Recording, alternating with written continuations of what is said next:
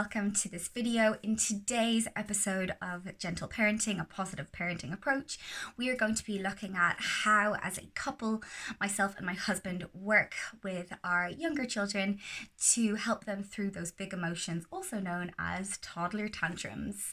So you may have heard already of that phrase, the terrible twos. We like to rephrase that and call it the terrific twos because of all that huge amount of development and change that is happening in that tiny little bundle of energy that is your 2/3/1.5 maybe year old.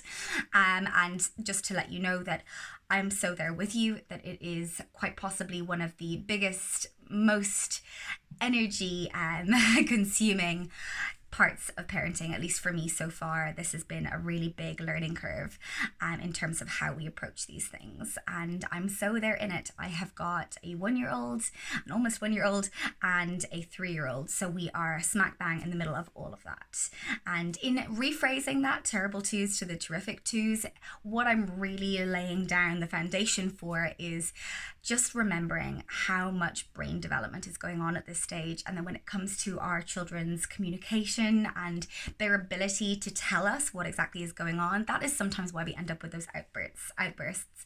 So in this video, I'm going to give you some tools to not only preface some of the situations and help maybe reduce the likelihood of those big outbursts happening, but also going to help you to work towards how, when they do occur, which they will, you can help your little one to regulate, to help them come back to a state of calm, to understand why those emotions are happening, and to help work through them so that further down the line, when you set those really clear, gentle boundaries, that you are less likely to come up against the same situation again, now that your child knows how to communicate that need and how to create that respect around the situation, no matter how that might look. So I'm going to be giving you lots of examples in a moment. So for those of you who don't know me, this is my second video after the introduction video in my Gentle Parenting series.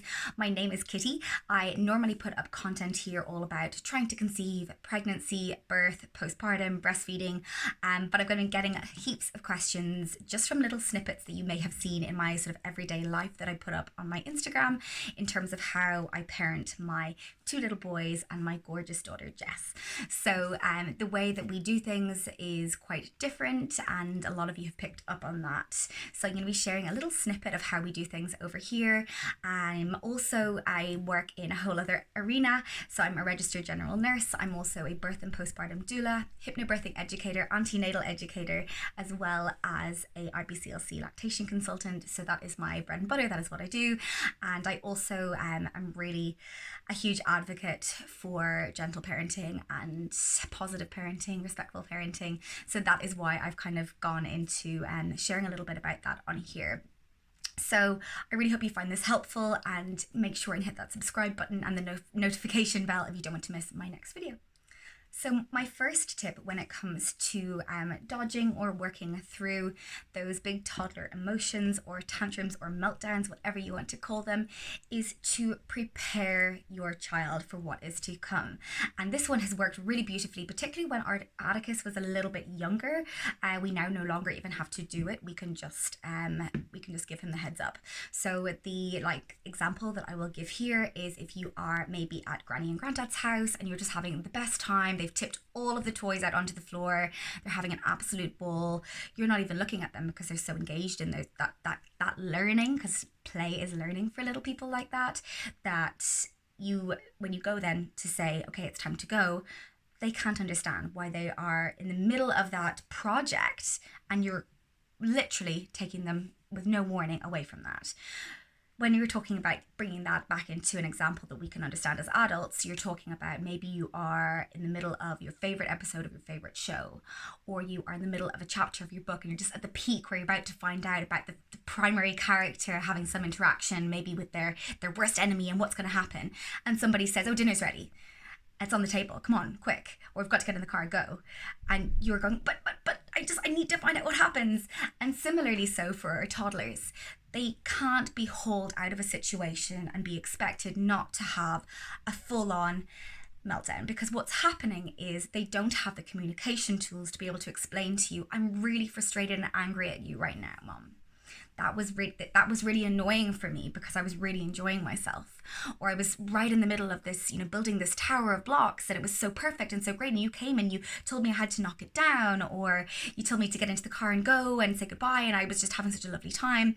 So instead of pulling them straight out of that scenario where they're having so much fun and so much joy and so much learning, give them a heads up. We give a 5-minute warning. Initially, when we were implementing this change, we started off by getting an old-fashioned egg timer. You can buy them on Amazon. I'll try and link my favorite one down below. It's super cute.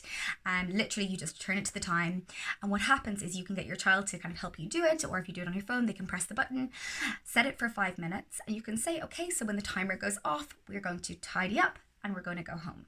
So the child knows they've been given a heads up, they've been given that 5-minute warning. They know what's going to happen because children love to know what to expect, and they love to know how things are going to look in the future.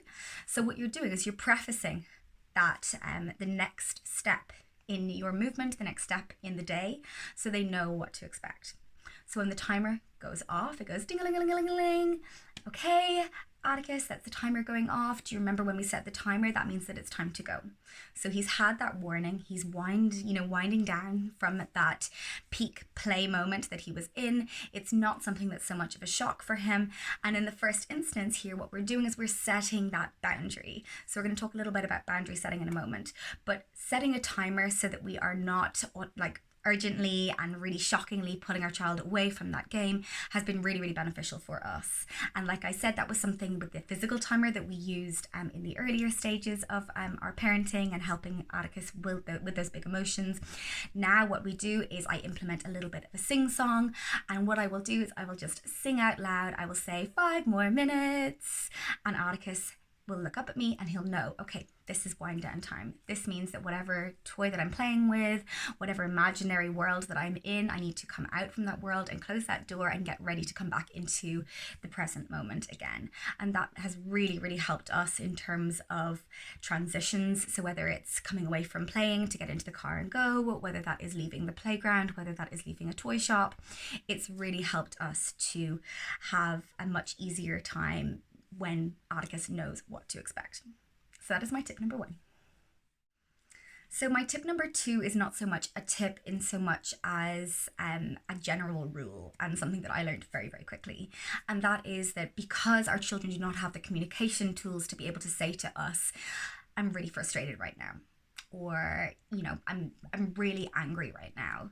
What happens instead is they throw themselves on the ground, they're kicking, they're screaming, they're flailing around, they're shouting, they're doing all of the things to try and release that big emotion.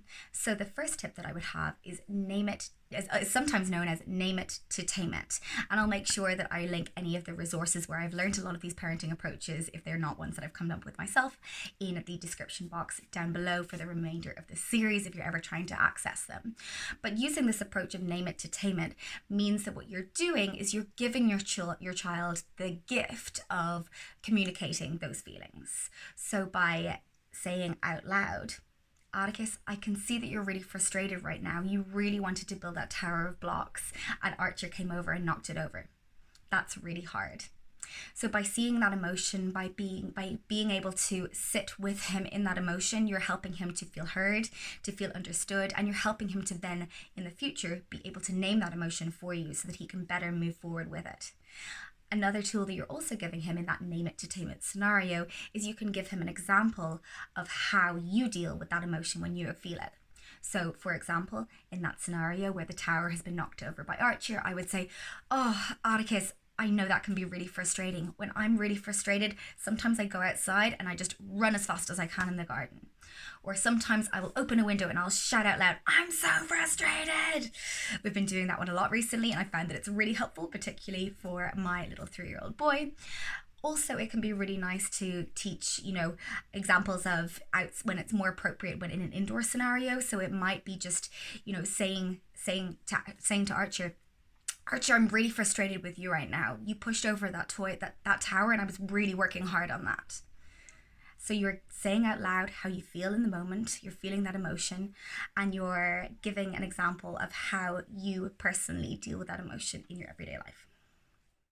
So I suppose the overarching theme for that one is remembering that our child will have big emotions and that our job is not to stop the emotion. Our job is not to take away the crying, to stop the crying by any means or shape or form. In fact, our job is to help support them, to see the emotion, to name the emotion, and help to teach them safe, healthy boundaries and ways and approaches that they can deal with that emotion the next time that it occurs. So the next thing that I cannot help but talk about is power struggles. So we all know that sensation of, you are trying your best to be gentle, you're giving your child plenty of heads up, you've done all of these other tips, but you need to move from point A to point B. So in this example, we are leaving Granny and Granddad's house. We're having this big meltdown. We're really not happy. We are working through all of those emotions, and you are now working on setting that boundary in place.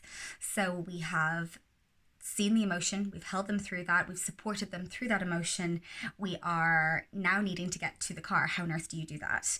So I call this power struggles, and this is where we really want to be coming back to stating the boundary and then holding that boundary. So it's there are ways and means around this. The first one being understanding and seeing what's going on, being able to name that for them, and then holding that boundary really clear. So for example, if you're looking about leaving Granny and Granddad's house and you're having such a fun time, you can begin by seeing that emotion, stopping what you're doing, getting down to eye level and speaking to them in a calm way. You raising to their level is not going to be helpful at all. So in this scenario, I would come down on my honkers and I would say to Atticus, I can see that you're really frustrated because you did not want to leave Granny and Granddad's yet. I can see you're building this great tower and you're having so much fun. Now it's time to go. Cue full-on meltdown. The next sentence that you would then be saying to help guide him in that direction is, I know you're so frustrated. I can see how frustrated you are. It's time to go now. If you're not ready to move your body, I can move it for you. Or another example of that would be, if you're not ready to move your body, would you like to walk or would you like to be held? So that way you are handing back the power. So in the power struggle, you're always switching towards the positive. So you've set the boundary, you've maintained that boundary, all while staying, kind of supportive and gentle and guiding them. And then you're also giving him a switch to yes. So you're handing back the power. Giving a toddler autonomy over their decision and a degree of independence can be really huge in terms of gentle parenting and moving towards a more respectful alternative. So by giving an example here, you're talking about, Atticus, I can see that you're really upset about leaving right now. It's really hard when you're in the middle of a fun game and you have to leave. I can see that. Now it's time to go because we've got to go home for dinner. Would you like to walk or would you like mummy to carry you? Gives the power back to the toddler so that they have the independence to then make that decision, and it's turning it back towards the positive. So in sticking with that consistency, when we have those 4 steps, we're talking about okaying the feeling, so seeing the emotion. So in this instance, you're talking about, you don't want to leave Granny and Granddad's right now. You're having so much fun. I get it. I can see that. Step number 2, we're talking about stating the boundary. So in this scenario, it's going to be, it's time to leave Granny and Granddad's now. Let's get ready to go. Step number 3 is maintaining and holding that boundary. So we've stated that this is the time to leave. Now we want to make sure that we are reinforcing that so that we can really clearly set the boundary for our children. So in this scenario, we're talking about something along the lines of, you're having a really hard time leaving right now, so I'm going to help you. So we're giving them plenty of opportunity to leave. They're seeing where that clear boundary is standing. They know that mummy's not going to change her mind. The next then is shifting to the yes. So this step number 4 is so important, and it's what we just talked about there in terms of power struggles. But giving your toddler back that independence and an age-appropriate power can help them to shift towards a more positive attitude. So in this scenario, you're saying, I can see that you're having a really hard time leaving right now. Would you like to walk or would you like to be carried? Gives them back that independence. So we've got that 4 steps to follow through with. In each of these suggestions and following this more kind of positive approach to toddler meltdowns or toddler tantrums, you are going to notice that the more clearly you define those boundaries and the more clearly you follow through with them, the less and less frequently you are going to have to give physical support, i.e. carrying your toddler to the car. So you're going to have to do that less and less the more our toddler knows where those little boxes are, where they sit within that boundary setting, and what exactly they can expect from you as their parent. So I hope you found that somewhat helpful, using those tips and tools to help you both prevent, be able to navigate those big emotions with your toddler or your little one, making sure that you're also outruling the really obvious things like, is your toddler tired or overtired? Are they maybe overstimulated? Is there just too much going on for them? Should you maybe just be aware of that for kind of more future scenarios to remove them from that scenario a little bit sooner maybe than you had done on this particular occasion? Are they hungry? Are they thirsty? Do they need to go to the toilet? Those are all things that can also make a toddler just totally overwhelmed and have that ultimate meltdown moment. Remember that you are the expert on your baby, and that sometimes just coming back and sitting and being with your toddler is all that they really need for you to be okaying those emotions. We don't need to stop them crying. We don't need to take away the emotion for them. Our job is to help to create and support and guide them through those big emotions before creating the boundary and helping them work through them for setting up the success for future meltdowns and big toddler moments. I am sending you all of the love and energy before getting through those big moments today, if that is you, and let me know down below if you have tried any of these suggestions with your little one today.